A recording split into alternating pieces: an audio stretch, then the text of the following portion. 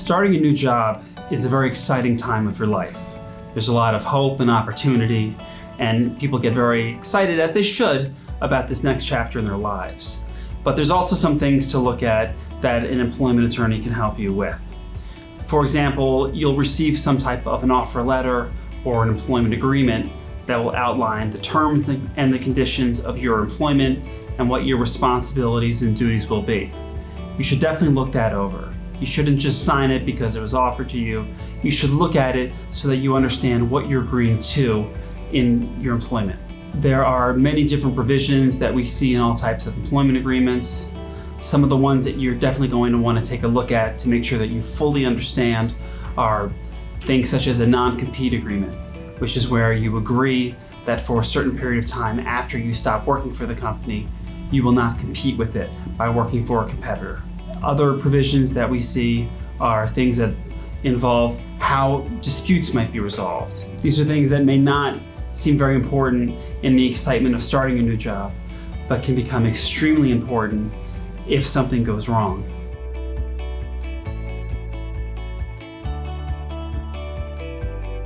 You may be asked to acknowledge that you received the handbook. That's perfectly fine. Just make sure that when you acknowledge that you've received and read the handbook, that you've actually received and read the handbook. A handbook will oftentimes explain what you should do if you're having a problem at work. So if you're having a problem with a boss or with a coworker, you can look to the handbook to find out how you should complain. There are certain other policies where you actually acknowledge receiving them by not saying anything. There are certain provisions where you can opt out of a certain policy, and that if you don't opt out, then you're included. For example, sometimes companies will have an arbitration policy, but instead of asking you to sign and agree to arbitrate, they'll have a policy that says you've already agreed to arbitrate, but you can opt out if you choose. So you'll receive a number of emails saying, sign this, sign this, and sign this, and then one saying, don't sign this, and that's the one where if you don't sign it, then you have agreed to arbitrate.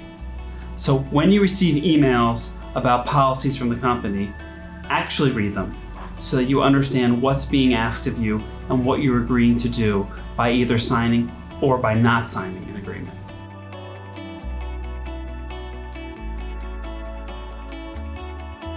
You may be starting a job where you're a member of a union.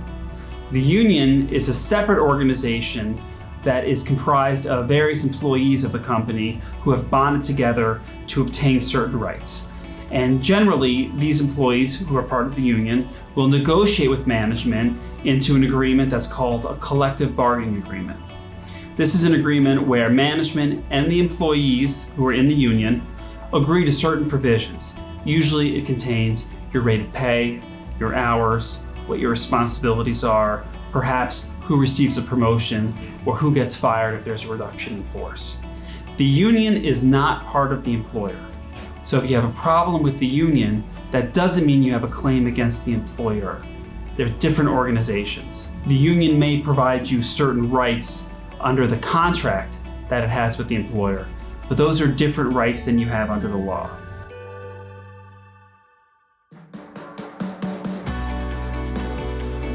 Sometimes people will ask, am I protected against discrimination either in the job application process or as soon as I get the job offer? The answer is yes.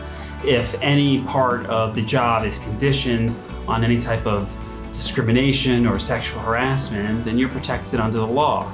If even during the interview there's something that's inappropriate that's said or that's done, then you're certainly protected against discrimination.